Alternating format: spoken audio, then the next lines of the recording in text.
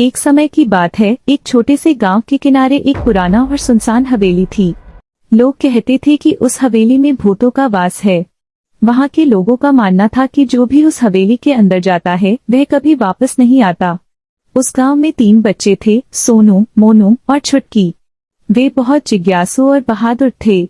एक दिन उन्होंने हवेली के बारे में सुना और उन्होंने तय किया कि वे वहां जाकर सच्चाई का पता लगाएंगे। रात के समय जब पूरा गांव सो रहा था, वे तीनों चुपके से हवेली की ओर चल पड़े। हवेली के पास पहुंचते ही ठंडी हवा चलने लगी और एक अजीब सी सन्नाटा फैल गया।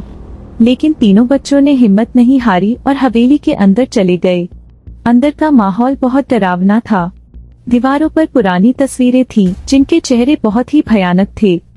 हवेली के अंदर जाने के बाद दरवाजा खुद ब खुद बंद हो गया। बच्चे डर गए, लेकिन फिर भी आगे बढ़ते गए। अचानक उन्हें सीढ़ियों पर किसी के चलने की आवाज सुनाई दी।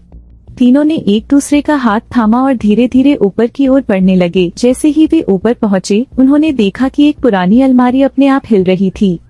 सोनू ने हिम्मत दिखाते हुए अलमारी का दरवाजा खोला। दरवाजा खुलते ही उसमें से एक भयानक और काले रंग का भूत बाहर निकला। तीनों बच्चे डर के मारे चीख उठे, लेकिन भूत ने उन्हें रोका और कहा, डरो मत, मैं तुम्हें कोई नुकसान नहीं पहुंचाऊंगा। भूत ने बच्चों को बताया कि वे एक समय में इस हवेली का मालिक था, लेकिन उसकी मौत के बाद उसकी आत्मा यहाँ फंस गई है।